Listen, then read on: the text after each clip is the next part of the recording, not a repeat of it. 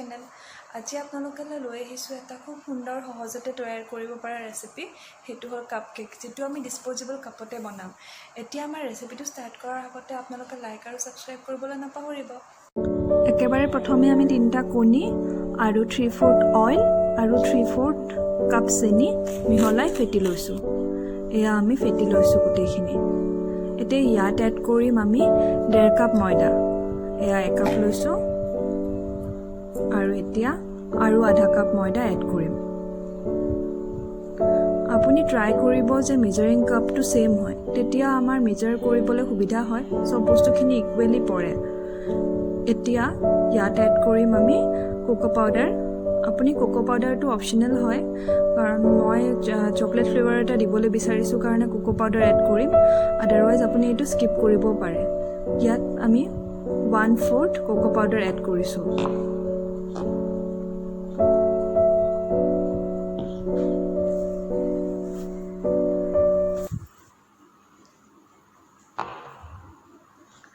এই 1/4 Koko powder ইয়াতে আমি এতিয়া এড কৰি দিম।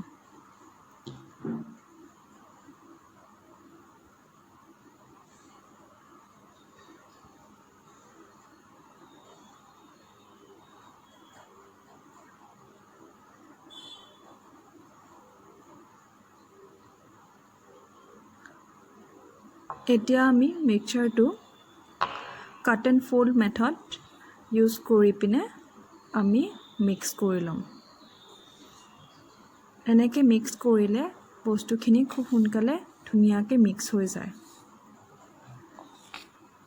আমি এইখিনি কৰাৰ মাজতে যিটো পাত্ৰত আপুনি বনাব সেই পাত্ৰটো অলপমান প্ৰিহিট কৰি ল'ম। আপুনি কেৰাহী বা কুকাৰ যিটোৱে ইউজ কৰে সেইটো অলপমান প্ৰিহিট কৰি ল'ব।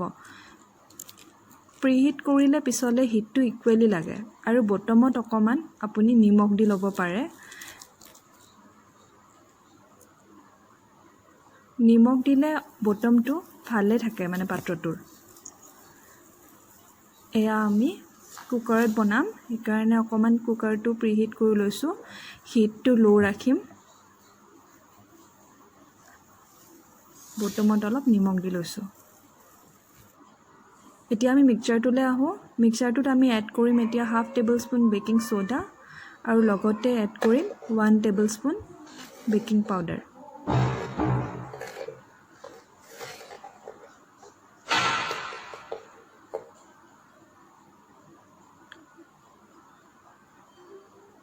ইয়াত আমি ভেনিলা এছেন্সো এড কৰিছোঁ 1 টেবুলস্পুন।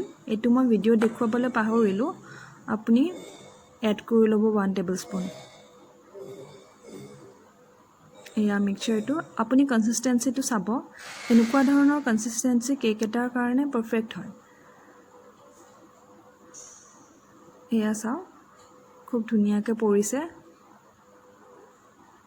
এতিয়া আমি যিহেতু ডিছপ'জেবল কাপ ইউজ কৰিছোঁ, কাপকেইটা বটমত অলপমান তেল মোহাৰি লৈছোঁ যাতে বটমটোত লাগি নধৰে। এয়া আমাৰ ডিছপ'জেবল কাপকেইটা। এতিয়া কাপকেইটাত আমি আধা আধা বাকি লৈছোঁ।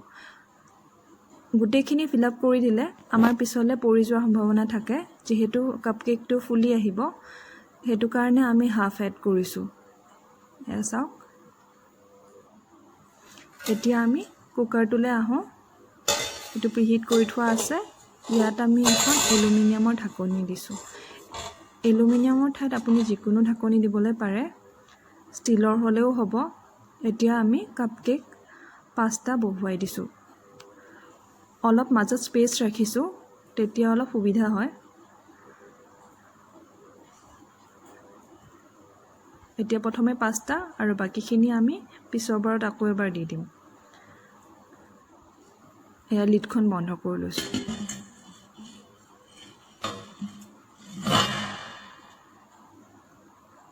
হিটটো মিডিয়াম টু ল' ৰাখিছোঁ। আপুনি পিছলৈ অকণমান বঢ়ালেও কিন্তু হিটটো হাই ফ্লেমত ৰাখিব নোৱাৰে, জ্বলি যাব কাপকেককেইটা। এয়া চাওক। এতিয়া 20 মিনিট হৈ গ'ল। আমি ওপৰৰ পৰাই দেখিবলৈ পাইছোঁ কাপকেককেইটা খুব ধুনীয়াকৈ ফুলি আহিছে, অলমষ্ট ডাবল হৈ গৈছে। এয়া চাওক।